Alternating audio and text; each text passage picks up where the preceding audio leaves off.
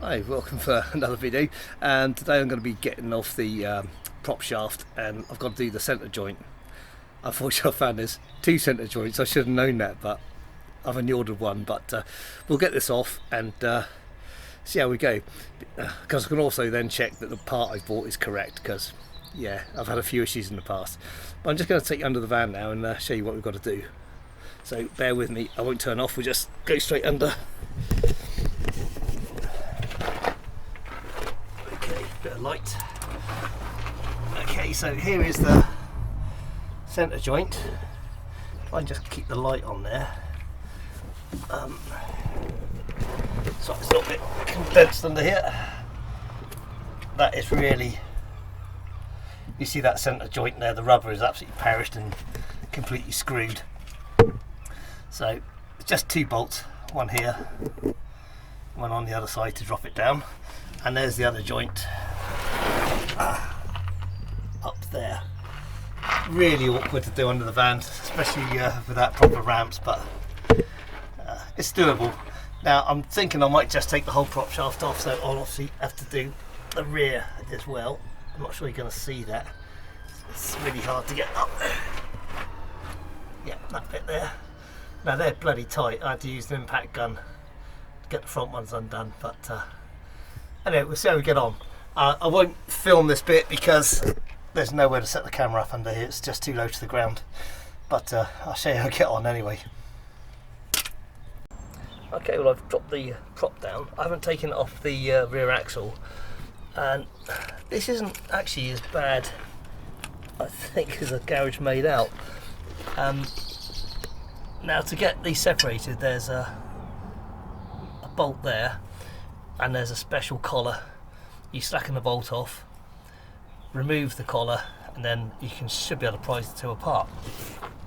Now this end obviously is the same. There's the nut inside here, but the condition of this one is probably okay. There's no bearing rattle or anything like that, so I feel a bit duped, because previous garage called this up on the MOT a couple of times saying that's perished, it needs to be done. And to be honest, it's really not that bad. I think it is. This one is starting to come away in places, so the bloody thing's off, so I may as well do it. Depending on how easy it is, I'll either do the other one or I won't, because I think it's got some life left in it. So right, I'm going to guess, I think it's a 17 mil. Sorry, we're waving about a bit. Yeah, that's 17. Yeah, that will fit on there. And I'll get a mallet and see if I can undo it. Okay, stay tuned. Well, I've done not enough. It came undone quite easy once you bash down the little locking tab part, and then just put a screwdriver between here and the top of the nut and just leave it, and there you go. There's the tag still and nut all together. So now we can actually see what's going on with it. Now I'm not sure how easy that's going to be to get off the shaft. There's not really any play in it either, it's just the perishing part. If I can show you around here, sorry about the moving about. There, this is where it's starting to come away. Now in all honesty that isn't that bad, but screw it, I'm this far, so I'm going to see if I can get that pulled off, and we'll fit a new one. The other one I'm not sure about yet, so we'll just see how we get on. Well, I decided to take the second joint apart at least, just so it makes it easier to work on this bit rather than dragging half the prop shaft around. So I've knocked the lock tab down, I've got a ring spanner over the end of the nut, and I'm going to try and lock this with the screwdriver shaft. Now see if I can just give this a crack.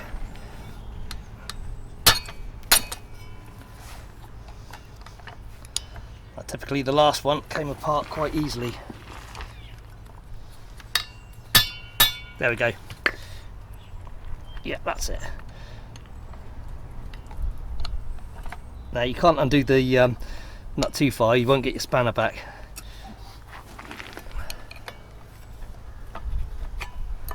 And once it slackens back a bit, we'll be able to remove the lock tab, and then we should be able to prise the two parts apart with a bit of luck.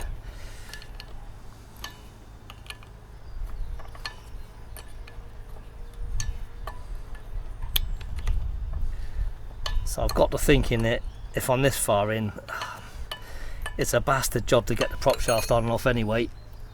Is there any point in me trying to save a little bit of time in 15 quid? I've got the new part here actually to show you, and I just measured it up against the other one. It seems perfect. I might just go and buy another one.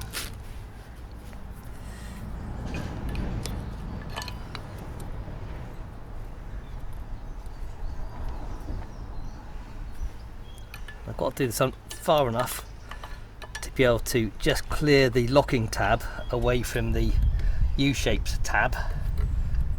That's getting loose.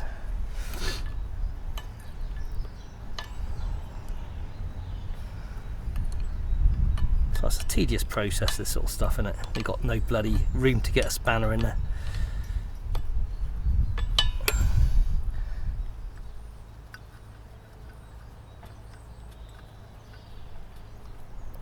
Go. Right, that might be far enough. Now let's go that way to just be able to get this clear. Not quite.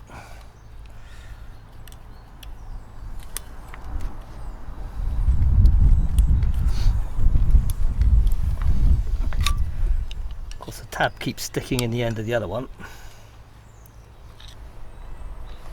There we go. Right, now it pulls that locking piece out. Now the idea is the other locking tab actually fits through the whole of the that half of the UJ. So it's going to do that bolt back up a bit.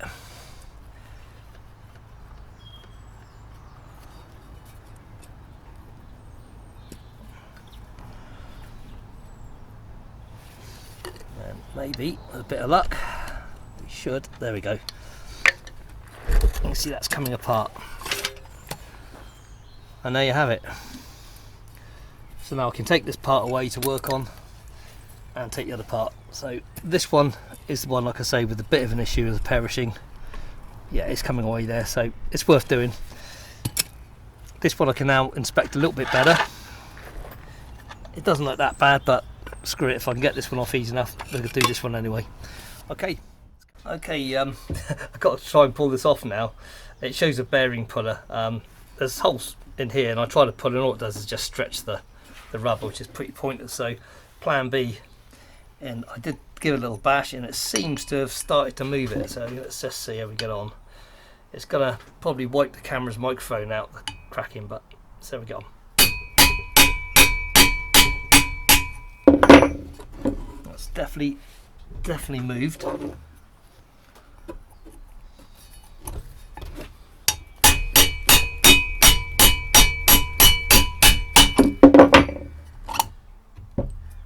Oh joy, there we are. One old knackered bearing. Yeah, you can see it is pretty poor in there. So just as well we're taking that off, I think. Now I'm going to show you something else that's really pissed me off with the way Ford do things. It is universal joint, so I'm just going to check out you can see what I'm doing. Yeah, I believe so. Normally these are replaceable. Little spider joints, easy to do, you just take out circlip, bash bash bosh, done. That's what it's like on the Land Rover, but Ford, no, apparently these are sealed and they're factory fixed, so non-replaceable. How fucking dumb is that? They're a bit notchy, but they're not breaking up. So basically when they break up, it looks to me that's a whole new shaft. Please correct me if I'm wrong, but what a dumbass way of doing things, eh? Oh well, let's get this new bearing pushed on. I'll just give that a quick clean up and see if we can get a new one pushed on. Okay, hope you can see that. Just put a little bit of film of oil just to ease things, stop them rusting together, I suppose. Right or wrong, I do it anyway. Make sure we put this on the same way round as the old one came off. They're slightly different to look at, but I know that that movable part there was on this side. I'm going to use I think it's 38mm socket to help push it on with, or tap it on. It seemed like it was quite a nice, yeah, it's starting to fit quite well anyway, I think. We shall find out, won't we? That doesn't have to go back too far, it's not a long way, so hopefully we'll see.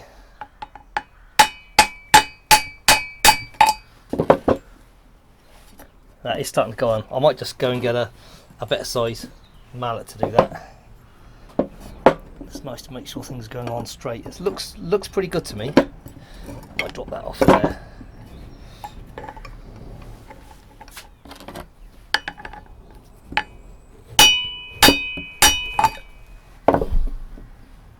Yeah, definitely moving, but I need a bigger mallet, so bear with me on that. There we go, just took a little bit more persuasion. I actually stood it up on the floor as well, and then it's just 2 taps and it was fully home. So yeah, not too bad a job really overall. I suppose it's just getting your methodology right really. I've never done one of these before, so it was new to me as it is to anybody else watching. Now I've got this old one here, I can actually show you that is actually pulling away. It is starting to come away and split up.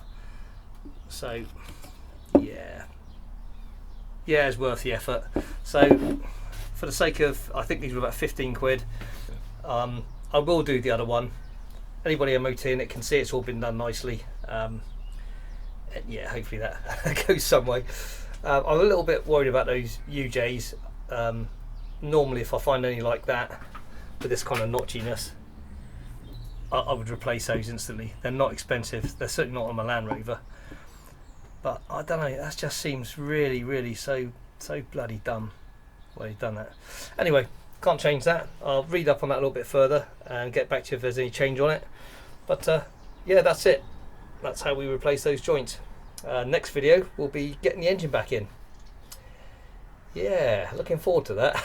Hopefully it fucking works. I actually did spin the engine over the other day. I'll take you over to actually show you where it is. It's still on the stand here. And I did just get an old battery, rig up the starter motor and just spun it over, and it did spin. It wasn't spinning stupidly fast, but it was spinning, and the battery's old, and I was using jump leads. So yeah, I've got a bit of confidence now that at least it's going to spin over and when we try and start it. So yeah, please stay tuned for that. So hope that some of that was helpful to you. We'll catch up again soon. Bye now.